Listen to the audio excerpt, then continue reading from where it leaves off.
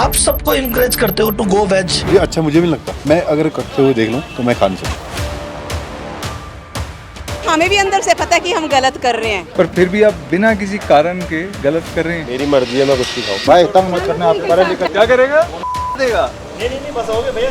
आप अपने विश्वास के अनुसार नहीं जी रहे। अगर आप नॉनवेज खा रहे हैं, अगर आपका विश्वास ही नहीं है, आप कहते हो मरता है तो मरे। तो मुस्लिम्स की बात करें तो बकरीद है, उनके कल्चर का पार्ट है। कहीं पे कुछ ऐसा नहीं है ना कि कल्चर में है तो सही ही होगा। एक समय पे लड़कियों को हर कल्चर में दबा के रखा जाता था क्योंकि वो कल्चरल है, तो लड़कियों को पत्थर मार मार के मार दो। नहीं, हम तो पीढ़ियों से खाते आ रहे हैं, इसमें नई बात क्या है। अंडा खाने का शौक है तो एक बार देखो तो सही अंडा बन कैसा रहा है। लोगों को लगता है अंडे में क्रूरता नहीं है, ये तो अंडा फर्टिलाइज नहीं है। क्रूरता तो अंडा देने वाली के साथ हो रही है और की एज में 2 साल रहती है और वहाँ अंडे देती है। What was happening in the US and what kind of life आप जी रहे थे? आया नहीं था सोशल सर्विस करने, मैं तो खुश नहीं था इसलिए आया था। यहाँ पे ये मुझे मिल गया। मैं प्रोग्रामर बन गया, मैं बिजनेसमैन बन गया, पर कभी मुझे जीना नहीं आया। आप स्ट्रे डॉग को ले आओ, पर नहीं, हम तो वैरायटी वाला, वो जो सोशल मीडिया पे जिसपे ज्यादा लाइक आएंगे वो वाला डॉग चाहिए। वो तो और सस्ती सोच है। मैं कहीं से किसी लड़की को खरीद के ले आऊं और कहूं कि हाँ जी मैं बड़े ध्यान से रखूंगा, कितना आपको बात ठीक लगेगी? जो गदना आई एम एनिमल लवर, तो वो डॉग पाल रहे हैं लेकिन शाम को चिकन खा रहे हैं। सर भी आप जिस इंडस्ट्री के अगेंस्ट बात कर रहे हैं, तो कभी ऐसा हुआ कि कंपनीज ने लीगल नोटिस या थ्रेटनिंग समथिंग? हमने एक कंपनी को करते हुए एक बारी वीडियो बनाया, ने डार्क चॉकलेट निकाली थी, उस बारे में हमारे को नोटिस तब भेजा। शांति या खुशी की तलाश में हम निकले थे, तो वो finally did you achieve it right now?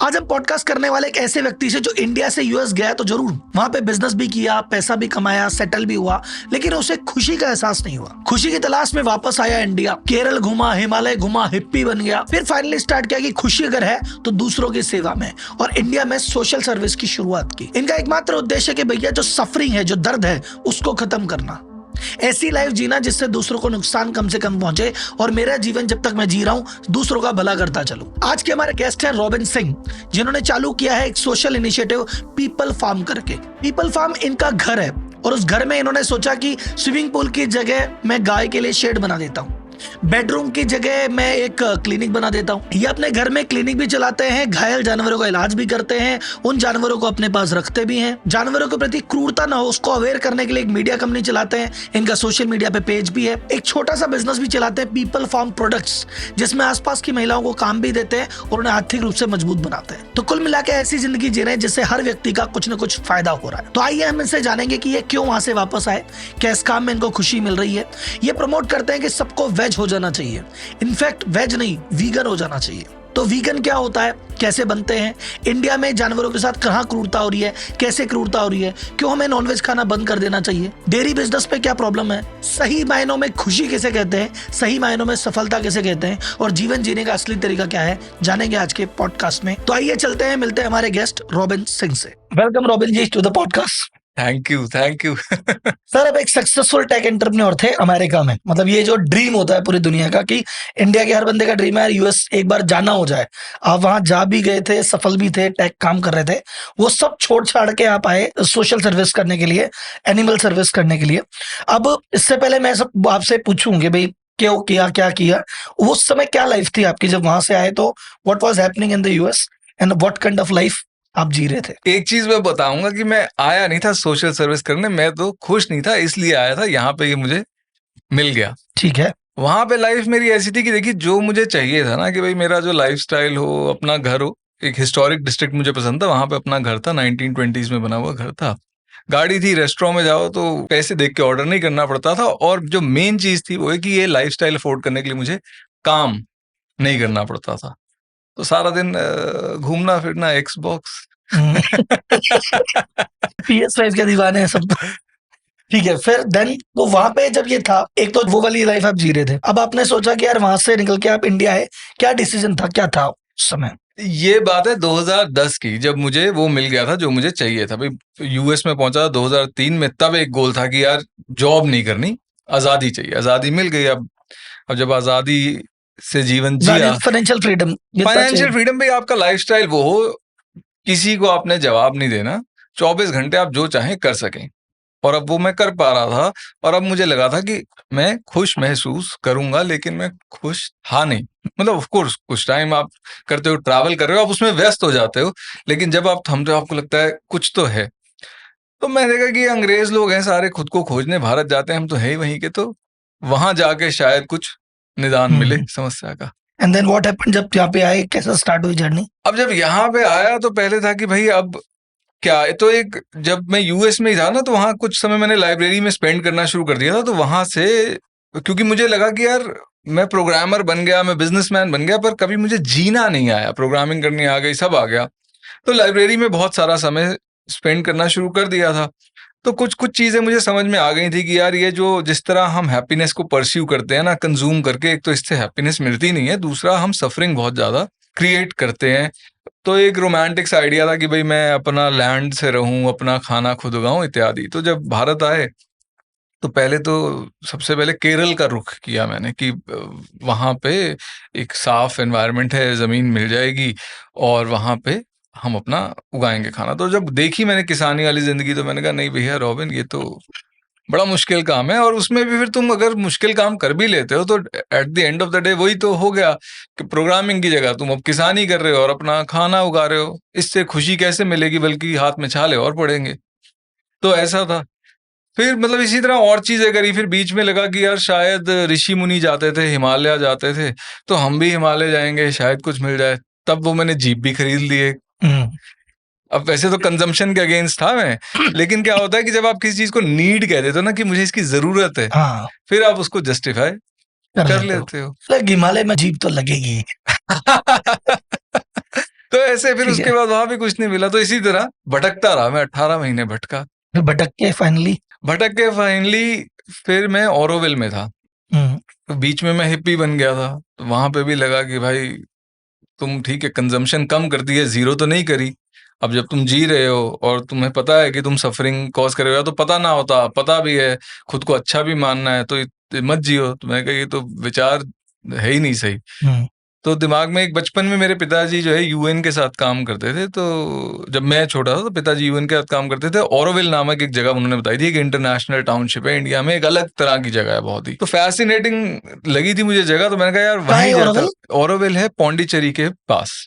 तो और ये क्या है वहाँ पे, किस तरह की जगह है वो?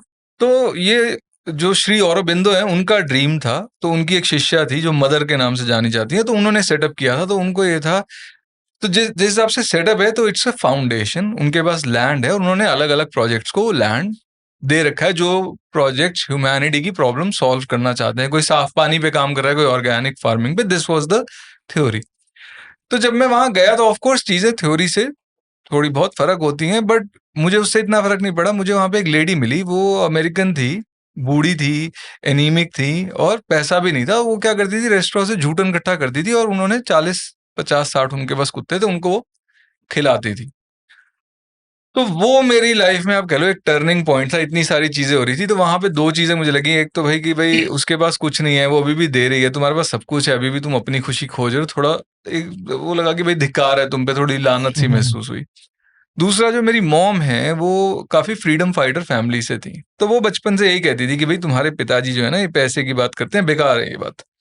तुम्हें बुद्ध के रास्ते पे चलो, नानक के रास्ते पे चलो। जैसे आम घरों में क्या होता है, फोटोएं लगी होती हैं, लेकिन आप इस रास्ते पे चलना चाहते हो तो घर वाले कहते हैं क्या पागल हो गया क्या। तो मम्मी यही चाहती थी कि भाई तुम इनके रास्ते पे चलो। तो वो जो वैल्यूज उन्होंने दी थी उस समय, जो बोरिंग लगती थी, मेरे दोस्त यार सारे करोड़पति थे, तो उनका लाइफस्टाइल ज्यादा फैसिनेटिंग था, मम्मी की बातें बोरिंग थी। अब आज जब मैंने भी वो लाइफस्टाइल देख लिया, चख लिया, तो वो जो मम्मी ने बीज बोया था, लॉरेन ने उस पर पानी दे दिया। और वहां से मैंने कहा कि यार छोड़ो ये हैप्पीनेस, पर्पस के पीछे चलो। तो अभी आपने पर्पस क्या है लाइफ का, आपने क्या बनाया? वी पीपल फार्म जो आपने स्टार्ट किया, मुझे आपकी वीडियोस में देखता हूँ, आपकी थीम जो देखता हूँ, आपकी मेन थीम काम करती है कि भैया अपन को नॉन वेज वाला जो है वो अब क्रूएलिटी हो रही है इनके, तो सबको वेज हो जाना चाहिए।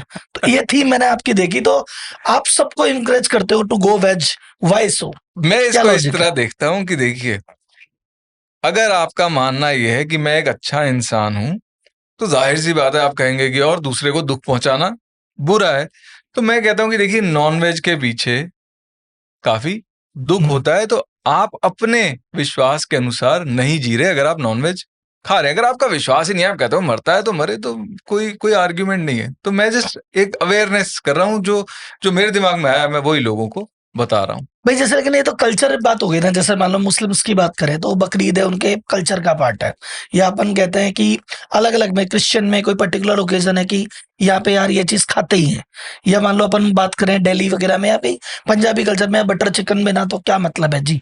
तो कुछ कल्चर का जो पार्ट है वहां पे तो भाई अगला बंदा है ही, हम तो पीढ़ियों से खाते आ रहे हैं, इसमें नई बात क्या है। देखिए, कहीं पे कुछ ऐसा नहीं है ना कि कल्चर में है तो सही ही होगा। धीरे धीरे कल्चर अपडेट हुआ ही है। एक समय पे लड़कियों को हर कल्चर में दबा के रखा जाता था, फिर समाज ने रिकॉग्नाइज किया ये सही नहीं है, तो ही तो लड़कियों को बराबर राइट्स मिलना शुरू हुए। कई कल्चर्स में अभी भी नहीं है। हम क्या कहेंगे, क्योंकि वो कल्चरल है तो वो ठीक है, क्योंकि वो कल्चरल है तो लड़कियों को पत्थर मार मार के मार दो, नहीं। तो कल्चर, आपकी फोन पे ऐप अपडेट होती है तो कल्चर भी तो अपडेट करना होगा ना। तो ठीक है, अगर कल्चर में अगर एनिमल क्रूरलिटी हो रही है तो we should stop it. I would say भाई आप ये कह सकते हो कि हाँ, क्योंकि मेरे कल्चर का हिस्सा है तो आज तक मैं ये करता आया, पर क्योंकि आप एक इंसान है और आप सोचने की क्षमता रखते हैं और किसी ने आपको चेताया तो आप चेत जाइए। कुछ लोग इसके पीछे लॉजिक देते हैं कि भैया अर्ली मैन भी तो खाते थे पहले, और बॉडी को प्रोटीन की रिक्वायरमेंट तो इसी से पूरी होती है, वेज में तो है ही नहीं प्रोटीन या कम है प्रोटीन, सो वाई हमको तो बॉडी भी तो अच्छी जीनी है तो उसके लिए तो जरूरी है प्रोटीन, देखिए, गो फॉर नॉन वेज। ये दो अलग सवाल है। अब अर्ली मैन जो था, अर्ली मैन नंगे पैर भी चलता था, अर्ली मैन आईफोन भी नहीं यूज करता था। तो अगर हम अपनी कम्युनिकेशन, ट्रांसपोर्टेशन, हर जगह हम डेवलपमेंट ला सकते हैं तो फूड में क्यों नहीं। एक दो, आपका जो प्रोटीन रिक्वायरमेंट है वो आपकी प्लांट बेस्ड फूड से बिल्कुल पूरी हो सकती है। और ये मैं नहीं कहता, साइंस कहती है। आज वो जो एक बिलियनर आदमी है ब्रायन जॉनसन, जो अपनी लाइफस्टाइल मतलब अपनी एज एक्सटेंड करने में, एज रिवर्स करने में लगा हुआ है, वो भी वीगन है। तो people who don't even care about animals वो भी कह रहे हैं कि एनिमल प्रोटीन कहीं ना कहीं आपको तंग करता है। Plant based is okay. हाँ, जाहिर सी बात, अगर आप हमारा देसी खाना ही देख लें, और इसमें भी कई लोगों को लगता है कि भाई हमारे पास तो पैसा नहीं है। नहीं, जो आपका वेजिटेरियन वीगन खाना है वो आम खाने से सस्ता है, आप उसमें से चीजें माइनस कर रहे हो। अब मेरा जो खुद का खाना है वो यही है भाई, दाल चावल रोटी बाजरा, और इसमें आप ये ऐड कर ले तो एडिशनल कि भाई मूंगफली का दही खा लिया, तिल की चटनी खा ली, सोयाबीन का दूध ले लिया, इस तरह की चीजें। तो इनसे प्रोटीन रिक्वायरमेंट आपकी पूरी हो जाती है। बिल्कुल। अच्छा, ये एग्स और चिकन इंडस्ट्री जो है, इसके बारे में थोड़ा सा से कई लोग इसके पीछे ये लॉजिक देते हैं कि भाई ठीक है, आपको अंडा खाने का शौक है तो एक बार देखो तो सही अंडा बन कैसा रहा है। अगर तुम देखोगे तो तुम नहीं खा पाओगे। या एग्स, ये चिकन जो अपन देख रहे हैं, तो इस इंडस्ट्री में पीछे क्या होता है? मतलब I just want you to expose, ये चीजें एक्सपोज करे ताकि जो नहीं जानता है वो जाने कि यार ये क्या हो रहा है। देखिए, इन्होंने तो क्या किया, दो तरह की मुर्गियां बनाई हैं। अब एक वो है जो लोग खाते हैं, उसको इस तरह से बनाया गया है कि वो फटाफट वजन गेन करे। यहाँ तक कि कई बारी वो अपने पैर ही उसके कोलैप्स हो जाते हैं अपने वजन के तले, और उनको बहुत ज्यादा एंटीबायोटिक्स और इस तरह की फीड दी जाती है, क्योंकि उन्होंने देखा कि भाई एंटीबायोटिक से वेट जल्दी बढ़ता है, क्योंकि इनको 30 दिन में उन्होंने काट देना होता है। एक तो ये है। फिर दूसरी आ जाती है लेयर हेन, जो केज में एक A4 साइज का पन्ना ले लो, उस साइज के केज में 2 साल रहती है और वहां अंडे देती है, और वो अंडे फिर लोग खाते हैं। लोगों को लगता है अंडे में क्रूरता नहीं है, ये तो अंडा फर्टिलाइज नहीं है। वो अंडा फर्टिलाइज हो, उसमें से चूजा निकले ना निकले, वो नहीं है क्रूरता, तो अंडा देने वाली के साथ हो रही है, और फिर 2 साल बाद उसको भी मार दिया जाता है। तो ये क्रूरता है। तो कुल मिला के ये 30 डेज में, अच्छा उनको तो बेसिकली स्टॉक है उनका कि यार ये 1 किलो का हुआ तो 1 किलो के पैसे मिलेंगे, 2 किलो हुआ तो 2 किलो के पैसे मिलेंगे, उनको खिलाओ, एंटीबायोटिक कर दो इसको। Correct. पर वो एंटीबायोटिक जब हम खा रहे हैं, उस मुर्गी को हम खा रहे हैं, उसका अंडा हम खा रहे हैं, तो उसका तो केमिकल इम्पैक्ट पड़ रही होगा। ओह बिल्कुल, एब्सोल्युटली, हाँ। बट लेकिन ये नॉर्मली दिखता नहीं है या क्लियरली विजिबल है? भाई देखिए, भाई अपन नॉर्मली कहते हैं जो नॉनवेज खाने वाला व्यक्ति, अरे तो फिट, लंबा चौड़ा तगड़ा सा दिख रहा है। मुझे लगता है कि हमारी फिट की परिभाषा शायद थोड़ी फर्क है। भाई किसी का वजन ज्यादा हम कहते हैं वो तो थोड़ा हेल्दी है, एक तो ये। अगर अब या जस्ट बिकॉज अगर आप मस्कुलर भी हैं, आप जिम जा रहे हैं, आप अंडा खा रहे हैं, डजंट मीन कि आप नेसेसरीली फिट हैं। तभी तो आप देखो कि हर व्यक्ति एक एज के बाद लाइफस्टाइल डिजीज का शिकार है, डायबिटीज है, हार्ट डिजीज है, डॉक्टरों का बिल आपका क्यों बढ़ता है? इससे अच्छा वही पैसा पहले क्लीन खाना खाने में लगा लो यार। मान लो अभी जितने भी लोग नॉन वेजिटेरियन है, 10% भी नॉन वेज से वेज की तरफ आ जाता है, क्या ओवरऑल इम्पैक्ट आपको लगता है सोसाइटी या एनवायरमेंट में? 10% भी आते, ज्यादा भी नहीं। मैं तो नहीं कह रहा all becomes, just 10% gets change. देखिए 2 इम्पैक्ट तो है ना, एक तो सफरिंग कम हो गई, जाहिर सी बात है अगर 10% कंजम्पशन कम हुई, 10% प्रोडक्शन कम हुई, तो अगर आपके लाख पशु मर रहे थे अब उसमें से 10,000 कम मरेंगे। फिर उसके बाद आ जाता है जो आपका एनवायरमेंटल इम्पैक्ट है, तो जो आज ग्रीन हाउस गैसेस का एक जो मेजर कंट्रीब्यूटर है वो एनिमल एग सेक्टर है, तो वहां पे एक इम्पैक्ट आएगा। अच्छा सर, एक चीज है, अभी जैसे मैं वेज की बात कर रहा था आपसे, वीगन जो एक कॉन्सेप्ट है, ये शायद अभी 5-10 साल से ही थोड़ा स्टीम पकड़ी है इसने, ये है क्या कॉन्सेप्ट वीगन? वेज में और वीगन में क्या फर्क है? तो ये जो शब्द है ना, इस शब्द ने 5-10 साल पहले भारत में स्टीम पकड़ी है, पर ये जो कॉन्सेप्ट है ये तो हमारे कल्चर का पार्ट है कि भाई अहिंसा। तो वीगन का यही मतलब है कि भाई किसी भी चीज के पीछे अगर हिंसा हो रही हो तो उसको कंज्यूम आप मत करो। ठीक है। फिर वो चाहे मांस हो गया, अंडा हो गया, अगर दूध के पीछे गाय को मारा जा रहा है तो आप कंज्यूम मत करो।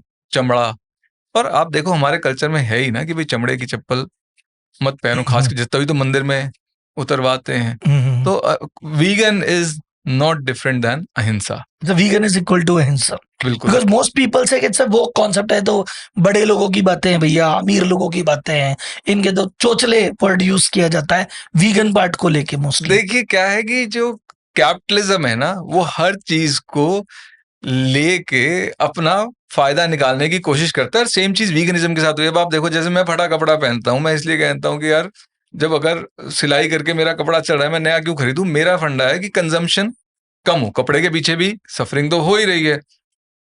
अब वही लीवाइस उसको निकाल दे, फटी हुई जीन महंगी बेचे, तो वो लोग कहेंगे चोचला है। तो चोचला तो कैपिटलिज्म ने बनाया है ना, लेकिन कॉन्सेप्ट तो इन इटसेल्फ सॉलिड है। ये डेयरी प्रोडक्ट्स से मतलब वैसे कोई इशू नहीं है कि दूध पीने से दिक्कत है या दही से या घी से, उसके पीछे जो हिंसा हो रही है उससे प्रॉब्लम है। बिल्कुल। अभी सर मैं सोचता हूँ कि मैं वीगन बनना चाह रहा हूँ आज से, नाउ आई एम वीगन, सो मैं क्या चीज छोड़नी पड़ेगी मुझे टू बी वीगन, या मेरे को वीगन लाइफस्टाइल की शुरुआत करनी है? Where do I start? देखिए, अगर आपके खाने में आप ऊपर से क्रीम डलवा रहे हो, घी डलवा रहे हो, पनीर डलवा रहे हो, तो उससे आपको दूर होना होगा। लोगों को फिर दिक्कत आती है कि भाई चाय की बड़ी आदत होती है, तो मैं कहता हूं कि आप वीगनिश हो जाओ। ठीक है, आप चाय नहीं छोड़ सकते ना, चाय में थोड़ा सा दूध ले लो, बाकी चीजें तो छोड़ो। अब कईयों को दही की बड़ी आदत होती है, तो दही का क्या है कि आपका पीनट जो है, पीनट मिल्क से ही भी दही बन जाता है, वो ज्यादा क्रीमी बनता है। बल्कि भाई आप वीगन नहीं भी और आप पीनट दही खाओगे, आप कहोगे यार मैं तो यही वाला। पीनट दही कैसे, क्या हुआ है, कैसे बनेगा? आपने मूंगफली जो है रात को भिगो दी, सुबह आपने मिक्सी में सब घोल लिया, छान लिया, उसी वो जो बन गया वो दूध बन गया पीनट का, उसमें आपने थोड़ा सा दही का खट्टा डाल दिया, और आपने जैसे नॉर्मल दही बनता है वैसे दही बन गया। उसके बाद आपका यही खट्टा आगे चलता रहेगा, दूध की जरूरत ही नहीं हुई इसमें। हाँ, आपको प्रोबायोटिक्स मिल गए। और जो एक वो होता है ना, जैसे गर्मियों में दोपहर में मन करता है, जैसे मैं तो खाता हूँ पीनट दही। तो दही का अल्टरनेट अपन ने इधर ढूंढ लिया, दूध को थोड़ा कम कर दिया या पनीर को हटा दिया ऐसे। हाँ, और अगर आप पनीर, घी, क्रीम ये कम करते हैं तो ये आपकी सेहत के लिए भी अच्छा है। गाय भैंस की सेहत के लिए तो अच्छा है, ये आपकी सेहत के लिए भी ये अच्छा है, because a lot of lifestyle diseases are linked to dairy. तो मतलब कहने का मतलब कि दूध से कोई इशू नहीं है आपको या किसी को भी, दूध जिस तरह से आ रहा है उससे इशू है। हाँ, दूध के धंधे से, दूध के धंधे से इशू है, दूध हाँ, से इशू आप नहीं है। अगर गाय रख रहे हो, आप बूढ़ी गाय की सेवा कर रहे हो, आप सारे बछड़े पाल रहे हो, ये नहीं कि भाई पैसा देके गौ सदन में छोड़ा है या निकाल दिया, आप सारे बछड़े पाल रहे हो और उनकी लाइफ अच्छी है, तो क्या दिक्कत है? मतलब अगर आप खुद ही गाय पाल लो, खुद ही सेवा कर लो, सब तो कोई दिक्कत नहीं है। हाँ, और अगर आपकी हेल्थ की बात करें तो ये देख लीजिएगा कि आपका लाइफस्टाइल सेडेंटरी है अगर, और आप मिल्क प्रोडक्ट्स कंज्यूम कर रहे हो, तो आप अपनी सेहत को नुकसान पहुंचा रहे हैं। क्योंकि देखिए, मिल्क क्या है, मील का सप्लीमेंट है। भाई किसान ने जाना है सुबह खेत में काम करने, उस समय नहीं है, रोटी सब्जी नहीं बनी तो दूध का गिलास पी लिया। आज लोग क्या कर रहे हैं, खाना भी खा रहे हैं, पूरा 3 मील ले रहे हैं और दूध भी ले रहे हैं, ये प्रॉब्लम है। ये एडिशनल है, दिस इज द इशू। हाँ, अच्छा, मिल्क के बारे में मैं एक रिसर्च पढ़ रहा था, शायद डेटा मेरे को भी और ज्यादा क्लैरिफाई करना कि डेटा ऐसा है कि जितना दूध की रिक्वायरमेंट है, जितने लोग अभी कंज्यूम कर रहे हैं, उतना तो दूध एक्चुअल में गाय से निकल ही नहीं सकता। तो 50% से ज्यादा दूध तो कोई मिल्क पाउडर से अडल्ट्रेटेड या मिला जुला के ही दिया जा रहा है। देखिए, मिल्क पाउडर तो खुद ही मिल्क से बनता है। जो एडल्ट्रेशन हो रही है, मेरे पास आंकड़े तो नहीं है, पर मैं मिल्क पाउडर नहीं, वो डिटर्जेंट पाउडर या कुछ ना कुछ मिला के जो कर देते हैं वाली बात। मेरे पास आंकड़े नहीं है, जो मेरी एक ऑब्जर्वेशन है, जब हम बचपन में दूध लेने जाते थे तो मदर डेयरी में होता था, एक लाइन सी लगी होती थी और हम लाइन में खड़े होते थे, टोकन लेते थे। उसके बाद से जनसंख्या बढ़ी, ठीक है, जो किसान है, डेयरी वाले, वो कम हुए, लेकिन आज दूध के लिए कोई लाइन नहीं है, तो दाल में कुछ तो काला आपको लगता है। सही बात है, बल्कि एक दुकान में 10 लोग थे, अभी बंदा एक खड़ा है, 10 डेयरी है। हाँ, किधर से लेना है मतलब दूध बता, इधर से ले ले उधर से ले ले, हर दुकान पे 4 थैली पड़ी है। कंज्यूमर बढ़ा है कहाँ ना, से हुआ? प्रोड्यूसर कम हुआ, और लेकिन लाइनें खत्म हो गई। तो तो खुद कुछ तो सोचिए। गड़बड़ है दया। अच्छा, डेयरी वाले बिजनेस में क्या प्रॉब्लम है एग्जैक्टली? डेयरी बिजनेस में जो इशू है, या क्योंकि नॉर्मली पीपल से कि नहीं डेयरी तो बहुत अच्छा है, गाय पाल रहे हैं, दूध मिल रहा है, बहुत बढ़िया, उसके बिहाइंड द सीन क्या चीजें हैं जो people that don't know I would like कि आप जनता तक पहुंचाए? देखिए, आप मान लो आप डेयरी खोलते हो, आपके पास 100 गाय की ठीक है। जगह है, ठीक है, आपने 50 गाय से शुरू किया काम। अब बात यह है कि धीरे धीरे ये गाय बूढ़ी हो जाएंगी। बूढ़ी क्या है कि एक एज के बाद गाय की जो मिल्क यील्ड है वो ड्रॉप कर जाएगी। फिर इसमें से चलो आप कहते हो बछिया आपने बेच दी, मैं तो उससे सहमत नहीं हूँ, पर चलो वो करते हो, मेल भी तो पैदा होंगे, उन्हें आप पालोगे, अल्टीमेटली आपके पास जो नॉन प्रोडक्टिव कैटल है वो बढ़ती जाएगी ना, तो आपका प्रॉफिट तो कम हो जाएगा, तो आप क्यों रखोगे? फिर कई लोग कहते हैं कि देखिए हम गोबर से प्रोडक्ट बना सकते हैं, हम यूरिन से प्रोडक्ट बना सकते हैं। समस्या आती है कि इंसान लालची है, वो कहता है भाई मैं वो गाय रखूंगा ना, गोबर और यूरिन तो हर गाय देगी, मैं वो गाय रखूंगा ना जो दूध भी दे साथ में, तो इसलिए उसको निकालना पड़ता है, इसलिए बूढ़ी गाय निकाल देता है। भैंस जो है सारी की सारी कटती है, तो ये आपको सड़क पे कभी भैंस नहीं दिखेगी, स्ट्रे। कुल मिला के जो डेयरी बिजनेस में प्रॉब्लम ये है कि भाई ठीक है, जब तक दूध दे रही है तब तक बहुत बढ़िया है, दूध नहीं रही तो सेवा नहीं होती उसकी, क्योंकि कमर्शियल चीज है। भाई अगर तुम सोशल सर्विस करे तो ठीक है, सेवा कर लेंगे, but dairy is a commercial business, you do it for the profit. तो जो बचेगा वो आप कटने में ही देंगे, which is the guy suffering. को तो निकाल देते हैं सड़क पे, कई कई राज्यों में कटने के लिए जाती हैं और कई राज्यों में सड़क पे आ जाती है, वहां से स्मगलिंग हो जाती है या सड़क पे मरती है कचरा खा और के। ये तो गाय वो है जो दूध दे रही थी पहले, अब नहीं दे रही है। करेक्ट। और जो जैसे बछड़े पैदा हुआ है, मेल का पैदा हुआ जो दूध देगा ही नहीं कभी, वो पहले दिन ही कटने जाता है। घर में ही खत्म हो जाता है, मार अच्छा। देते हैं लोग। अच्छा, घर में ही मार देते हैं। हाँ, मार देते हैं। गाय को इसलिए नहीं मारते क्योंकि उसको, भाई अब गाय घर में मर गई तो उसको अब खड्डा कराने के लिए भी जेसीबी बुलाओ, उसको 3,000 रुपया दो। बछड़े का तो क्या है, खुद दबा देते हैं, तो इसलिए गाय निकाल देते हैं, बछड़ा मार देते हैं। और इसका तो मैंने कुछ अलग अलग तरीके से, मतलब मारने के भी क्रूरल तरीके देखे, कुछ में क्या है, कुछ ठंड में कर देते हैं, कुछ पानी देता है, अलग अलग चीजें हैं। भाई पानी पिला दिया, दूध नहीं दिया, इस तरह कुछ कुछ करके वो खत्म कर देते हैं। तो सर कुछ एक तरीका है क्या कि जैसे कमर्शियल एक वाइबल डेयरी चले भी, मतलब इज इट इम्पॉसिबल कि डेयरी चल ही नहीं सकती, या कुछ तरीका है कि यार कमर्शियली फिजिबल भी हो और ये काम भी हो जाए? देखिए, मुझे नहीं लगता, अनलेस आपके पास बहुत ज्यादा लैंड हो और आप उस दूध को फिर महंगा बेचे, पर तब आप कहीं एक मैसेज दे रहे हैं कि भाई जो डेयरी प्रोडक्ट है वो सिर्फ अमीर लोगों के लिए, ये समाज इस बात को वैसे भी टॉलरेट नहीं करेगा। या तो बहुत सारे कैपिटल लैंड होगी तो कर पाओगे, तुम अमीर आदमी हो तुम, और या फिर तुम दूध 400 रुपए किलो बेचोगे, हाँ, तो वो फिर प्रीमियम सेगमेंट में चला गया। हाँ, या सरकार खूब सारा लैंड दे दे जैसे, लेकिन सरकार कहाँ से लैंड देगी? जो पहले गोचर भूमिया थी, आज उसी पे ही भू माफिया का कब्जा है, उसी पे ही बिल्डिंगें बन गई हैं, वही गायब हो गया। अगर क्या मैं आज सोच रहा हूँ कि आज मैं डेयरी खोलूंगा, क्या मैं इसको कमर्शियल वायबल कभी कर सकता हूँ, या खोलूं ही नहीं मैं तो यही कहूंगा कि आप मत खोलिए, खोलो। क्योंकि आप कमर्शियली वायबल करने के लिए आपको कहीं पे अपने सिद्धांतों से समझौता करना पड़ेगा। इसमें जैसे मैं कहता हूँ कि चलो ठीक है, नहीं खोलनी डेयरी, मैं 2 गाय रख लेता हूँ खुद के कंजम्पशन के लिए, मेरे घर पर में 7-8 आदमी हैं, वो सुबह शाम दूध पी लेंगे, घी खा लेंगे, क्या ये कर सकता हूँ मैं? आप कर सकते हो, आप फंसोगे। ये देखिए, गाय, बड़े सारे लोग तो ये नहीं सोचते, गाय नेचुरली दूध देती नहीं रहती। जब वो बच्चा देती है उसके बाद वो साल के लिए 18 महीने के लिए दूध दे देगी, है ना? तो उसके बाद जब आपको दूध चाहिए आप उसे फिर प्रेग्नेंट कराओगे, फिर वो बच्चा, तो बच्चे तो बढ़ते जाएंगे ना। आप उन बच्चों का करोगे क्या? अगर आपके पास उसका एक प्लान है तो आप वो करिए। और जो भी आप प्लान बनाएंगे, आप ये भी सोचिएगा कि अगर आप उस गाय की जगह होते तो क्या वो प्लान तब भी आपको ओके लगता? लेकिन ये पहले तो होता था, फर्स्ट जैसे हम कहते हैं कि पहले तो हर घर में गाय पाली जाती थी, एवरीवन वाज डूइंग इट, अब नहीं कर रहे। ये गांव में कहते हैं अभी भी हर घर में गाय पालते हैं, तो अब क्यों नहीं हो रहा है? उस समय क्या था जो अब बदल गया? देखिए, दूध के लिए नहीं थी गाय इतनी, मोर जो गाय थी किसानों के पास थी, खेती के लिए थी। तब हमारा सिस्टम बिल्कुल फर्क था, हमारी खेती जो है मैकेनाइज्ड नहीं थी। आपको बैल चाहिए था, ट्रैक्टर के लिए बैल, ऑयल मिल के लिए बैल, थ्रेशिंग के लिए बैल, यूरिया नहीं डलता था खेतों में, गोबर डलता था। तो खेती के लिए गाय बैल होते थे और दूध वाज अ बाय प्रोडक्ट।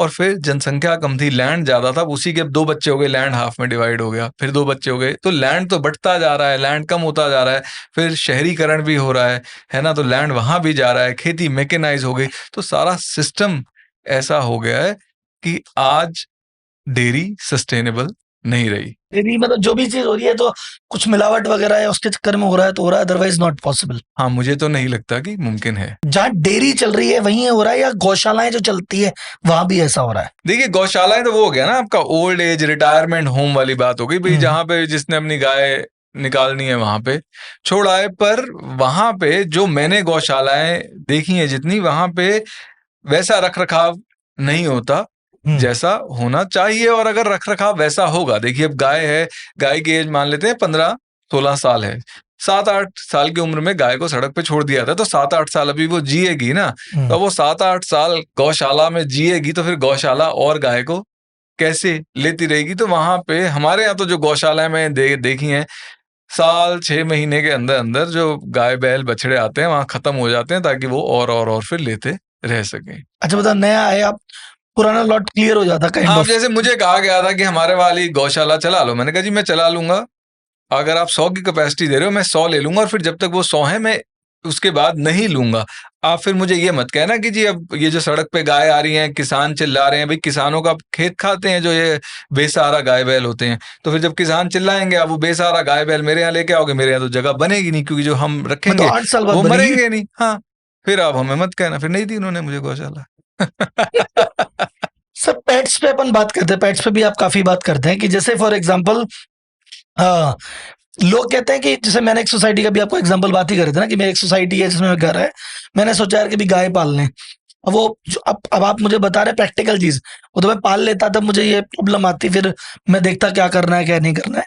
लेकिन वो तो अभी सोसाइटी कह रही गाय पालना अलाउड नहीं है, गाय नहीं पाल सकते, डॉग्स पाल लो, और वो डॉग्स भी अलग अलग वैरायटी हैं। तो ये क्या डिफरेंस सोसाइटी में नॉर्मली जो रहता है, इसके पीछे आपको क्या माइंडसेट लगता है लोगों का कि गाय अलाउड नहीं है, कुत्ते पाल लो कोई दिक्कत नहीं? मैं ईमानदारी से कहूं, देखिए मैंने इस बारे में इतना कभी सोचा नहीं कि ऐसा क्यों है, पर कहीं पे शायद गाय को मतलब गांव और अग्रेरियन सोसाइटी से जोड़ा जाता है, तो मे बी वो उसको थोड़ा कमतर दृष्टि से देखते हो, जो कि अजीब बात है। पर मैं तो पेट ओनरशिप के ही फेवर में नहीं हूं। मुझे लगता है कि भाई आप घर में किसी पशु को तब लाओ जब उस पशु को घर की आवश्यकता हो। शौक के लिए एक जीव घर में लाना, मैं कहीं पे मेरे को तो ये ठीक नहीं लगता। नहीं, एक्चुअली शौक भी है, स्टेटस सिंबल भी है भाई। एक तो होता है कि चलो तुम्हें को किसी कुत्ते को पालना है, नॉर्मली डॉग को पालना है, आप स्ट्रे डॉग को ले आओ, पर नहीं हम तो वैरायटी वाला, वो जो सोशल मीडिया पे जिसपे ज्यादा लाइक आएंगे वो वाला डॉग चाहिए, जो क्यूट दिखेगा वो डॉग चाहिए, जिससे स्टेटस सिंबल बनता है, जो महंगा वाला है वो वाला चाहिए। इस वाले कल्चर में ज्यादा है। वो तो और सस्ती सोच है। तो मैं तो उसके विरोध में तो हूँ। उसके खिलाफ है आप पालने के, पेट्स पालने के?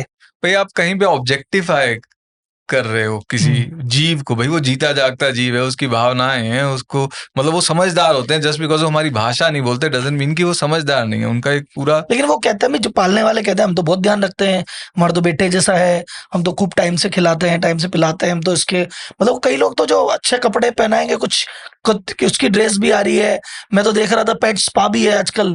देखिए कहीं पे आप वो उस, तो आप अपने आप को डॉग लवर बता रहे हैं ना, लेकिन आप जिस सिस्टम को फीड कर रहे हैं उससे, देखिए आपका डॉग आया एक ब्रीडर के यहाँ से, ब्रीडर क्या करता है, एक फीमेल डॉग लाता है, उसको मशीन की तरह इस्तेमाल करता है, उससे साल में वो 2 बारी लिटर्स निकलवाता है, वो बेचता है, अल्टीमेटली जब वो डॉग स्पेंट हो जाती है तो उसे वो फेंक देता है। इनफैक्ट जो लिटर में भी रंट होता है, यानी कि जो सबसे कमजोर पपी 1 या 2 रहते हैं जो नहीं बिकते, वो भी मारे जाते हैं। तो ये क्रूरता आपके पैसे से चल रही है ना, तो आप अपने शौक के लिए पैसा दे रहे हैं और कह रहे हैं कि मैं डॉग लवर हूं, लेकिन आप डॉग्स के साथ ये सब होने का पैसा दे रहे हैं। मतलब कुल मिला के हम जो फ्रंट में दिख रहा है कि अरे देखो डॉग, देखो मैं कितनी सेवा कर रहा हूँ, बट सेवा करने के पीछे जो पीछे हुआ है उस पर तुम पर्दा डाल के घूम रहे हो। हाँ, और पता है हो सकता है अभी भी लोगों को बात समझने मुश्किल हो। मैं आपको एक बड़ा एक्सट्रीम सा एग्जाम्पल देता हूं। मैं कहीं से किसी लड़की को खरीद के ले आऊं और कहूं कि हाँ जी मैं बड़े ध्यान से रखूंगा, कितना कितना आपको बात ठीक लगेगी? जस्ट बिकॉज मैं ध्यान रख रहा हूं डजंट मीन कि खरीदना, अगर मैं खरीद रहा हूं तो कोई बेच रहा है, यानी कि एक पूरी इंडस्ट्री है। मैं किस तरह की इंडस्ट्री को सपोर्ट कर रहा हूँ। And एक और चीज है जो कहते हैं ना, आई एम एनिमल लवर, तो वो डॉग पाल रहे हैं लेकिन शाम को चिकन खा रहे हैं। भाई एनिमल लवर है ना, नहीं हम डॉग लवर है, डॉग लवर भी ये वाला डॉग लवर। वो रास्ते वाला कुत्ता आएगा तो मैं उसको पत्थर मारूंगा, लाठी भी मार, वो उसको डंडा मारेंगे, उसको पत्थर मारेंगे, उसको दूर, गार्ड भैया इसको बाहर फेंक क्या हो, क्यों ये मेरे पप्पी को परेशान कर रहा है। तो ये वाला अपना है, तो तुम प्रॉपर एनिमल लवर नहीं हो, तुम वेरी सिलेक्टेड एनिमल लवर हो कि बस ये वाला जो चीज है इसके मैं लवर हूँ, बाकी डॉग से भी मतलब नहीं है और बाकी एनिमल से तो बिल्कुल ही नहीं है। हाँ, मतलब ना आपने एनिमल शब्द को पूरी तरह समझा, ना आपने लव शब्द को, लव यानी सेल्फलेस केयरिंग, तो आपने दोनों ही शब्द समझे नहीं। और ये नॉर्मली भी, जैसे मैं नाम नहीं लेता, मेरे को नहीं करने कंट्रोवर्सी, लेकिन आप ये मान लीजिए बहुत सारी सेलिब्रिटीज का आता है कि अरे अभी दिवाली पे पटाखे मत जलाओ, हमारे जो पेट्स है वो कितने परेशान होते हैं।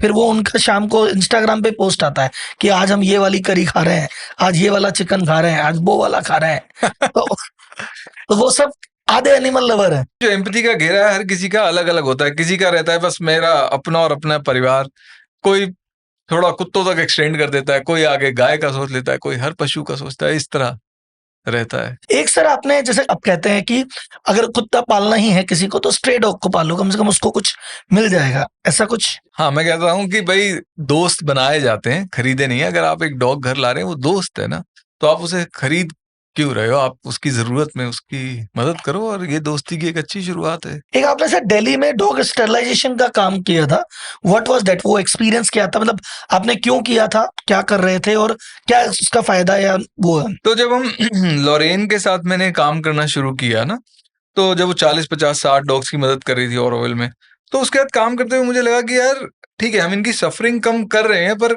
डॉग्स तो और आ ही जा रहे हैं। तब मेरे दिमाग में आया कि स्टरलाइजेशन होनी चाहिए। स्टरलाइजेशन यानी कि आप नसबंदी कर देते हैं और एक डॉग के बच्चे नहीं होते। अब देखा जाए तो एक तरीके से ये गलत है भाई, आप एक नेचुरल प्रोसेस से इंटरफेयर कर रहे हैं। पर जो ऑल्टरनेटिव है वो और भी बुरा है, क्योंकि अब एक जो फीमेल है 6 साल तक सेक्सुअली एक्टिव रहेगी, हर साल वो 2-2 लीटर देगी, 8-8 बच्चे, 16 बच्चे, और ये भूख बीमारी गाड़ी से मरेंगे ही मरेंगे, और तड़प तड़प के मरते हैं। अब तो ह्यूमन क्रुएलिटी भी बहुत बढ़ गई है। तो जब आप एक फीमेल डॉग को स्टरलाइज कर देते हैं तो करीब 100 जाने आप तड़प तड़प के मरने से बचाते हैं। तो ये हम करते हैं। फीमेल्स पे हम इसलिए फोकस करते हैं कि भाई एक एरिया में अगर आपने जैसे 5 में से 4 फीमेल भी कर दी, तो आपको पता है कि वो 400 पपीज कम पैदा होंगे। मेल्स में कोई फायदा इतना नहीं होता, क्योंकि मेल जो है एक भी रह गया तो वो सबको इम्प्रेग्नेट कर देता है। अच्छा, लेकिन जैसे स्ट्रे डॉग्स का अपन कहते हैं नॉर्मली इसके अटैक्स वगैरह भी रहते हैं, कई अपन किससे सुनते रहते हैं ना, बच्चे पे अटैक कर दिया, ये हो गया वो हो गया, तो वैसे होना भी तो नहीं चाहिए ना। जो है उनका, जो कुछ लोग कहते हैं पकड़, ये जो कहते हैं कुत्ते नगर निगम वाले या इधर ले गए पकड़ के, तो व्हाट दे डू, कुछ रखते हैं या क्या करते हैं ये भी? देखिए, नगर निगम वाले जो लेके जाते हैं वो स्टरलाइज करके ही वापस अच्छा, छोड़ते वापस छोड़ हैं। जाते अगर कोई मेल डॉग है जो ज्यादा एग्रेसिव है, तो वो कैस्ट्रेशन के बाद टेस्टोस्टेरोन उसका कम होता है, एग्रेशन कंट्रोल हो जाता है। पर मोस्टली ये जो एग्रेशन इश्यूज होते हैं, ये बिहेवियरल इश्यूज होते हैं जो लोगों द्वारा ही पैदा किए गए होते हैं। भाई आपने कुत्ते को देखा, सीधा पत्थर उठा लिया, तो फिर वो खलनायक बन जाता है। सर मैं बात कर रहा हूँ एथिकल लाइफस्टाइल की, और इस पे अपन डीप पे बात करते हैं कि आप कहते हैं कि एथिकल लाइफस्टाइल जियो, ऐसी लाइफ जियो जो कि मिनिमम हार्म पहुंचाए, ये लाइफस्टाइल क्या है, इसके बारे में थोड़ा एक्सप्लेन कीजिए मुझे क्या। देखिए, मैं आपको पहले तो अपना रीजनिंग इसके पीछे बताता हूँ।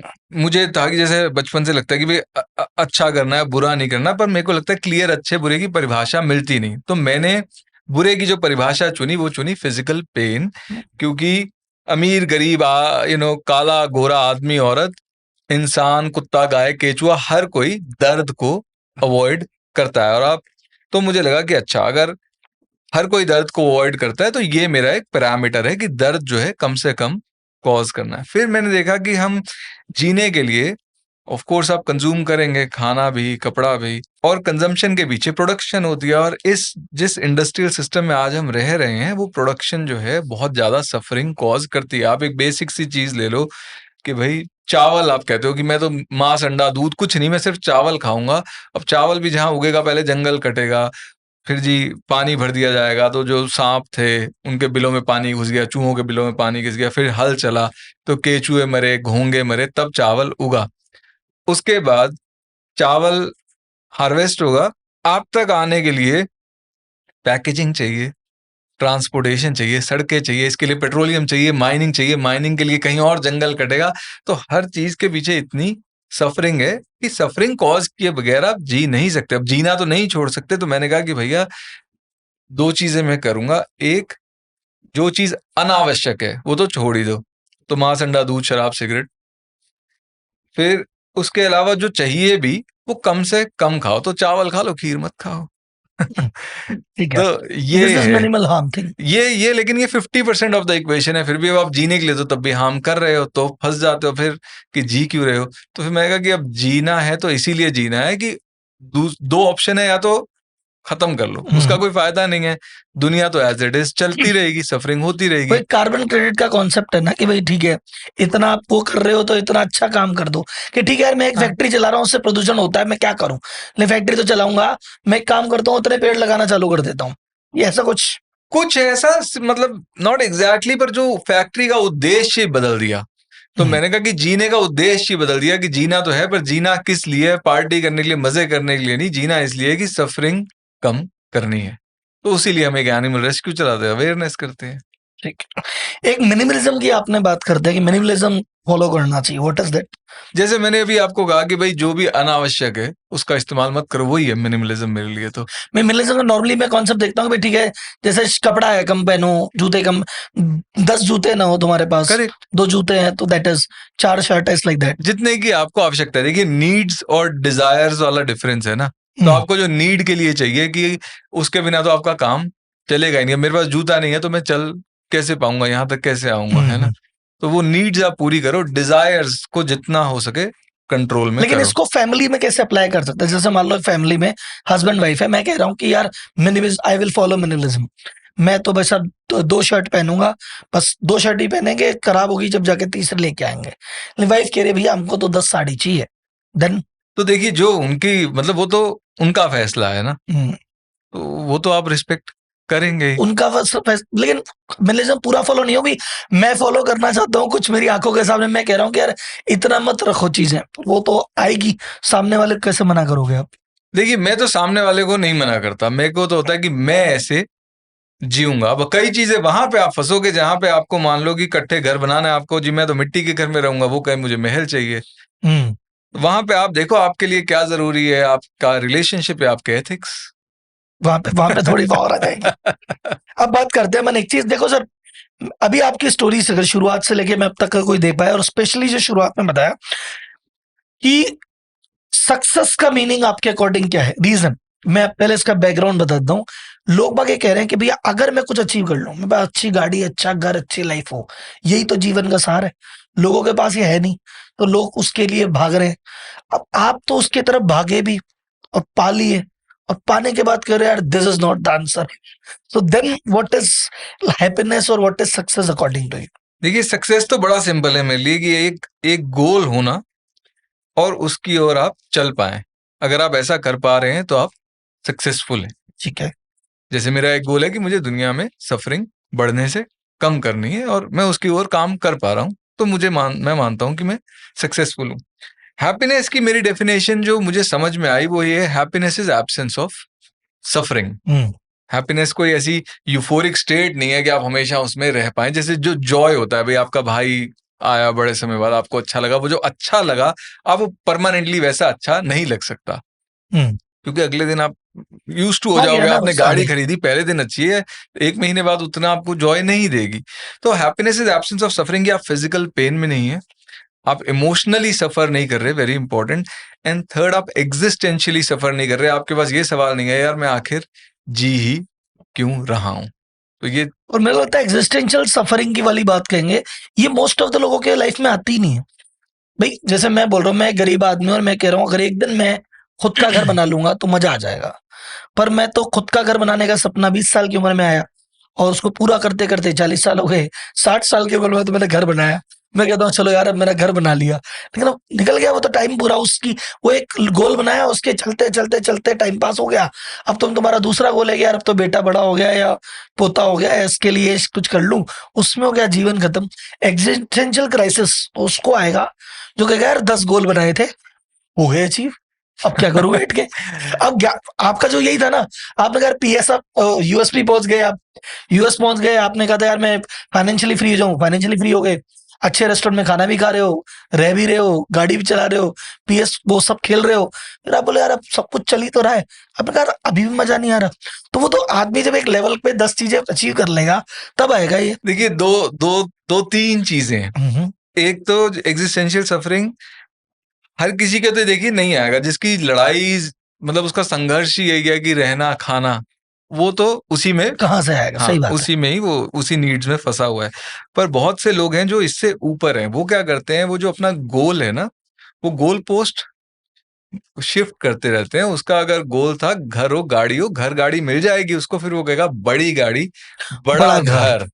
तो यहाँ पे वो चूक गया, क्योंकि उस घर और उस गाड़ी से वो ऊब जाएगा तो उसको लगता है बड़ा वाला दे दूं। वो ये नहीं समझ रहा कि वहां से भी वो ऊब जाएगा। मेरे साथ वो इसलिए नहीं हुआ कि मेरा गोल था 24 घंटे और 25वां घंटा भगवान ने बनाया नहीं। तो मैं तो इस मामले में लकी रहा, मेरा घर गाड़ी कोई मटेरियल गोल नहीं था। फिर उसके बाद आप कहते हैं भाई, जो लोग हैं लोग कहते हैं भाई घर बना लिया, बच्चे पैदा कर लिए, बच्चे वो सोसाइटी का जो टेम्पलेट है ना, एक तो बच्चों पे इसीलिए फोकस है कि भाई उसी में व्यस्त रहोगे, मस्त रहोगे, तो एग्जिस्टेंशियल सफरिंग को डिले करता है। पर आप देखो कि 50-60 साल की उम्र के बाद जब बच्चे अपने में व्यस्त हो जाते हैं, तो फिर भारत में अक्सर माँ बाप मायूस नजर आते हैं कि यार करें तो क्या करें, हमारा तो सारा जीवन हमने निकाल दिया, बच्चे हमें पूछते नहीं। तो अगर आप अपना पर्पस बनाते हो पैसा, आप अपना पर्पस बनाते हो पीपल, आप अपना पर्पस बनाते हो प्लेजर, तो अंततः आप एग्जिस्टेंशियल क्राइसिस तो आएगा ही आएगा। तो जितना पहले आप जीवन को समझ लें उतना बेहतर है, क्योंकि उस समय शायद आप उस बारे में कुछ कर पाए। क्योंकि आ भी गया 70 साल की उम्र में, आ भी गया कि गलत हो गया, तो अब क्या करें? अब तो 5 साल काटो, बची कुछ जीवन काटो, और क्या फिर तो बचा कुछ नहीं ना भाई। आपको रियलाइज हुआ 30 35 40 में तो कुछ करने निकल गए। उस समय भी लोग क्या करते हैं, वो बजाय कि वो कहें कि ठीक है यार कोई बात नहीं, मतलब हर रोज आप उठते हो, आपका एक ब्रांड न्यू डे है ना, आप अपना नया वो शुरू कर सकते हो। पर उसमें भी लोग क्या करते हैं, अगर कोई यंग है उस स्थिति में, वो कोई नशे में चला जाता है, कोई थोड़ा बड़ा है वो किसी बाबा जी की बातों में फंस जाता है। अल्टीमेटली वो जो डिस्कम्फर्ट है उसको लोग दबा देते हैं, जो एग्जिस्टेंशियल क्राइसिस का आता है, बजाय कि उस डिस्कम्फर्ट को यूज करें और अपनी लाइफ को बदले। अब जैसे मान लीजिए इस सोफे पे कोई पिन है जो मुझे चुभ रहा है, मैं इस पे यहाँ कुशन रख लूं तो मैं यहीं बैठा रहूंगा, पर अगर वो पिन मुझे चुभता रहेगा तो अंततः मैं मजबूर होऊंगा ना कि मैं उठूं और इस बारे में कुछ करूं। सर बात करते हैं पीपल फार्म के बारे में। अब आपकी मैंने पहले आइडियोलॉजी पे अपन ने बात की, what is works and all. अब बात करते हैं जो रियल मिशन अभी आप रन कर रहे हैं। तो पीपल फार्म आपने खुद का एक प्रोजेक्ट बनाया हुआ है ना, उसके बारे में बताइए। जब इंडिया आ गए, ऑरेवल से मिले, फिर then what happened about people farm? Delhi में स्टरलाइजेशंस कर रहे थे, ठीक है। फिर उसके बाद लगा कि यार कुत्ते ही क्यों, है ना, सारे ही पशु सफर करते हैं। एक तो ये था, कुछ जो बातें समझ में आई ना, ये था, एक बात ये थी कि असल बदलाव तब आएगा जब लोगों का नजरिया पशुओं के प्रति बदलेगा, एक ये। और दूसरा कि हम रेस्क्यूज भी कर लें, हम अवेयरनेस भी कर लें लोगों का नजरिया बदलने के लिए, इट्स नॉट इनफ। क्योंकि आप अगर हमारी ऑर्गेनाइजेशन को आप पेड़ मानो, वो बड़ा भी होता है, एक तभी सीमित दायरे में ही रहेगा, सफरिंग तो अनलिमिटेड है। तो हमें औरों को इंस्पायर करना होगा कि वो भी ऐसा ही काम करें। तो पीपल फार्म का आइडिया आया कि हम एक घर बनाएंगे जिसमें हमारे लिए जगह रहेगी, हमारा खाना उगा सके ताकि सफरिंग फुटप्रिंट कम हो बीमार पशुओं के लिए, और साथ में जो लोग पशुओं की मदद करना चाहते हैं वो लोग, उनके लिए जगह हो। तो ऐसे पीपल फार्म की शुरुआत हुई, to help animals heal and be heard. और एक जो अनस्टेटेड मिशन है वो ये है, टू इंस्पायर अदर्स, कि अगर वो स्थिति में हैं तो वो भी कुछ ऐसा ही करें। पीपल फार्म में भी क्या क्या चीजें, मैंने सुना आपने शायद वो जो बेडरूम है आपका, उसको ही आपने क्लिनिक या कुछ ऐसा में कन्वर्ट किया, क्या किया? नहीं, वो ये था कि जब हम घर बनाए तो उसमें कि कोई मास्टर बेडरूम हो, उसकी जगह क्यों ना क्लिनिक हो, कोई ऐसा स्विमिंग पूल हो, इसकी जगह काउ शेड बना लिया, इस तरह। वो तो घर का था।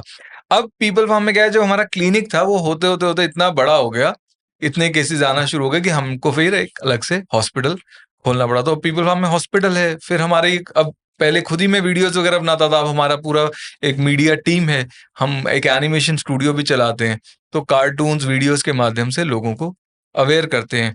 फिर हमने प्रोडक्ट शुरू किए थे, अगेन भाई जरूरी नहीं कि हर कोई पशुओं की परवाह करता हो, लेकिन उसको अपनी आइडियोलॉजी उस तक पहुंचाने के लिए तो जो अपनी सेहत की परवाह करता है, तो healthy products, kombucha, peanut butter, snack, इस तरह की कुछ चीजें बनानी शुरू करी थी।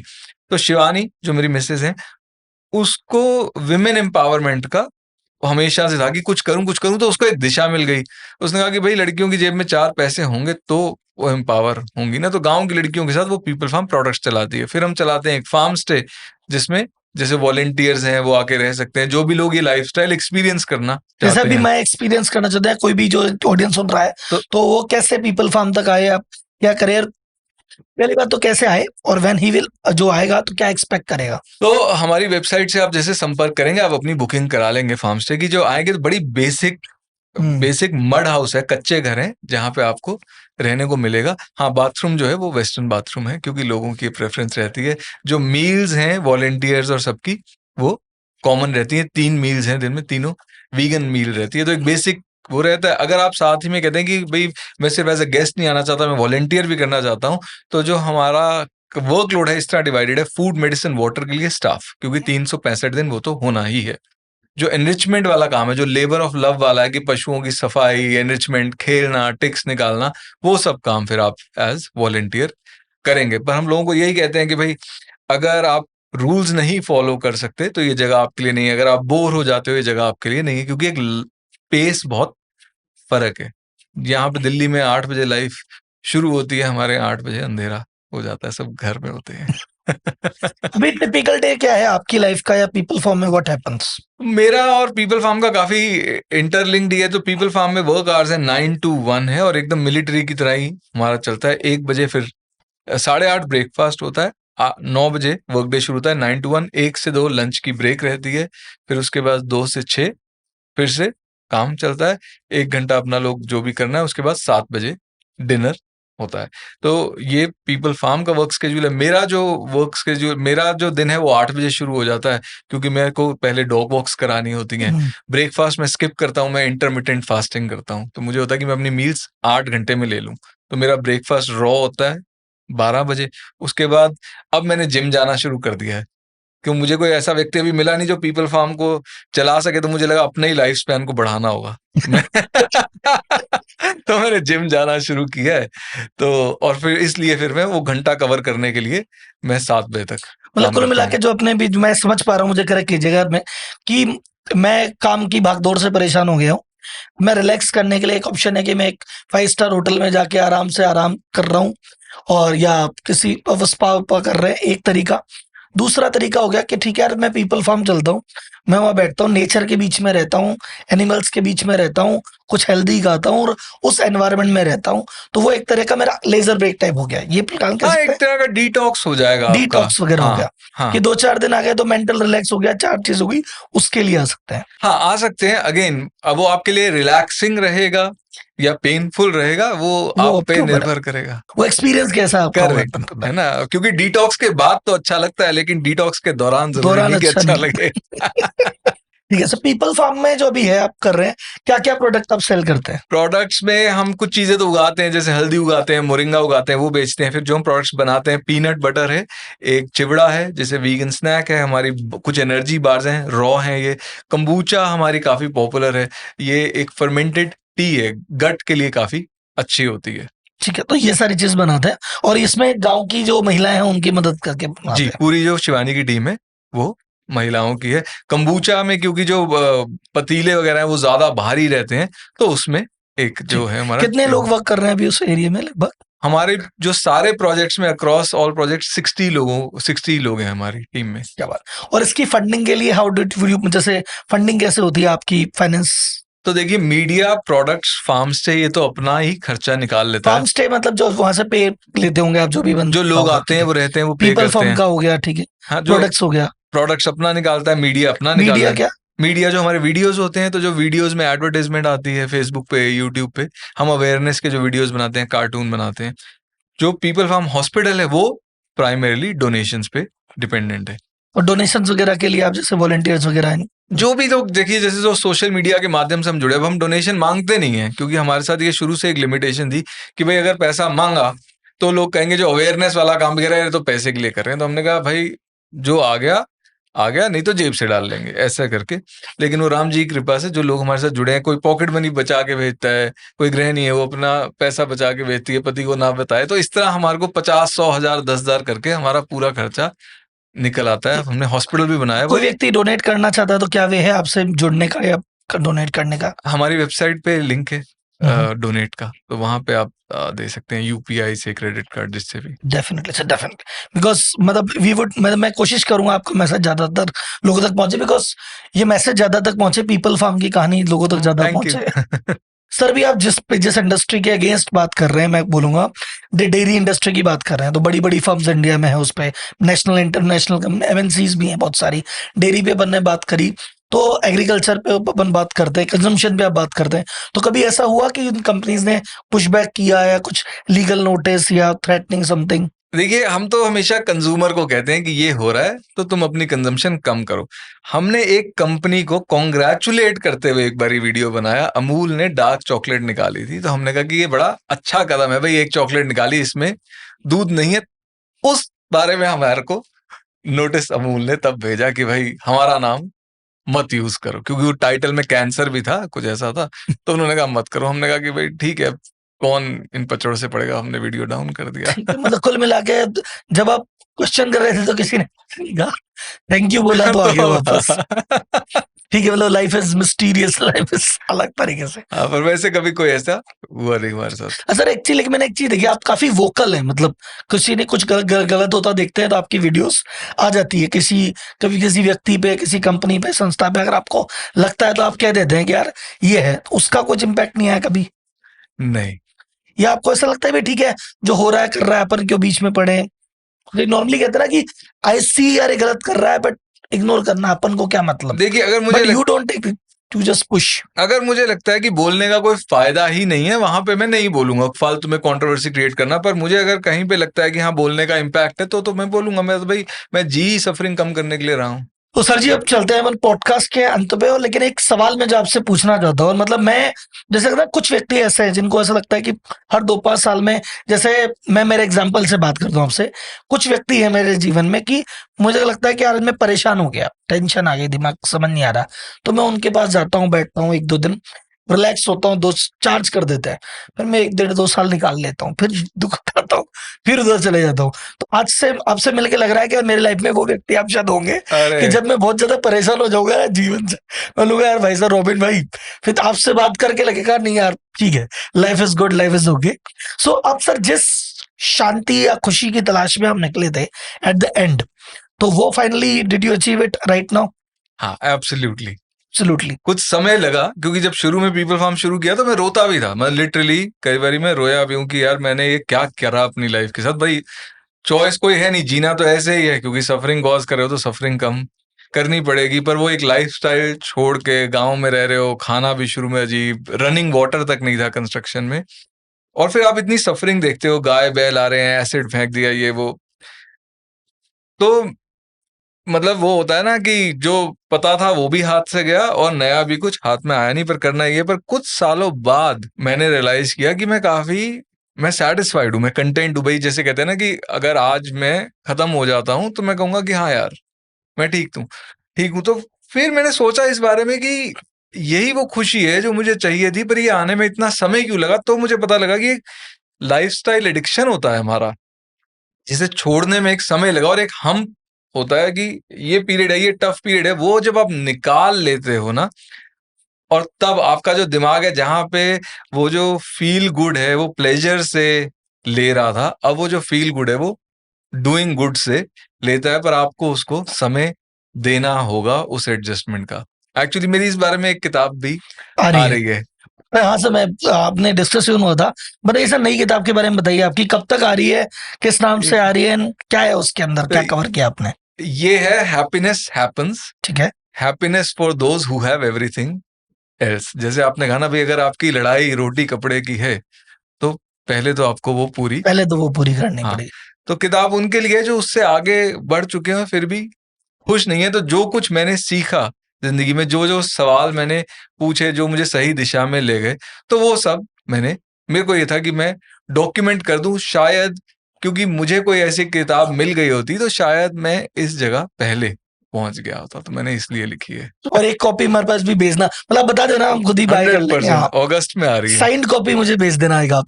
100%। तो सर मान लो आज से मैं या कोई भी जो व्यूअर देख रहा है इस पॉडकास्ट को और वो चाहता है कि यार बात सही है, हैप्पीनेस, ट्रू हैप्पीनेस तभी है जब दूसरों के लिए काम कर रहे हैं या सफरिंग कॉज नहीं कर रहे, तो वो आज से लाइफस्टाइल जीना ज्यादा चालू करे, क्या स्टेप्स वो करे और क्या ना करे? What should be the ideal life he should live?